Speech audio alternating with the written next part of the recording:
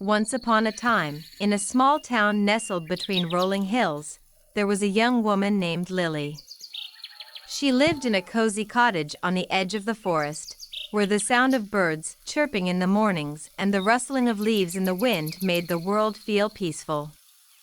But despite the beauty surrounding her, Lily was often weighed down by a sense of heaviness, a quiet sadness that she couldn't shake.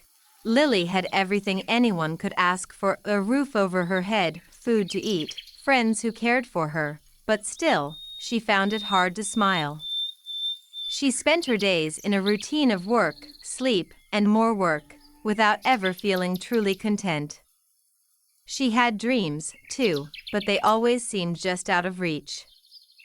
Every time she tried to chase them, something held her back: fear, doubt, or perhaps the feeling that she wasn't worthy of those dreams. One chilly autumn afternoon, Lily went for a walk in the woods, hoping the solitude would bring some clarity. She wandered aimlessly for hours, lost in thought. As the sun began to set, casting golden rays through the trees, she found herself standing before an old oak tree, its trunk wide and twisted, roots burrowing deep into the earth. She leaned against the tree, sighing deeply, and whispered to the wind, "Why can't I be happy? Why does it feel like something is missing, even when everything is right?" To her surprise, the wind seemed to answer, carrying with it the faintest whisper of a voice, soft as a breeze. "Maybe happiness is not something to find. The voice said. Perhaps it's something you have to create." Lily looked around, startled, but saw no one. The woods were quiet again. The voice, though, lingered in her mind, and something about it felt familiar. "Create?" She whispered to herself. "But how?" "You must try. The voice continued. To be happy, you must try, even when it feels difficult. You don't wait for happiness to come, you make space for it in your heart, in your actions, in your life." Lily stood there, confused but intrigued. What did that mean, exactly? Was happiness really something that could be made? She wasn't sure, but she felt a strange warmth spreading through her chest, like a seed being planted. The next day, Lily decided to put the mysterious advice to the test. She woke up early, before the sun, and decided to do something she loved but had forgotten for a long time: painting. She set up her easel by the window, letting the soft morning light spill over the canvas. At first, it felt awkward, as if the joy she once felt from creating had been buried under layers of doubt. But then, slowly, she let herself relax.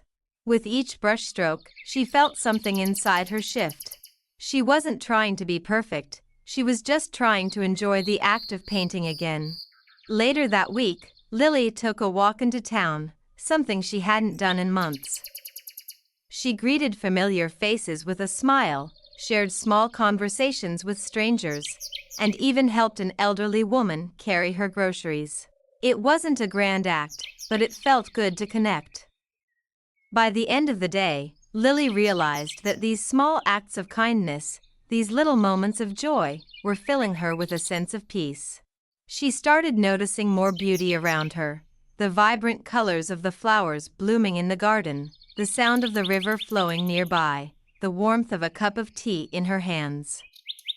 These things had always been there, but it was only when she allowed herself to be present, to try and feel joy, that she truly saw them. Days turned into weeks, and slowly, Lily began to feel a change within herself. She no longer waited for happiness to fall into her lap. Instead, she learned that happiness was a choice, an ongoing choice to embrace the small moments, to be kind to herself and others, to try, even when it felt hard.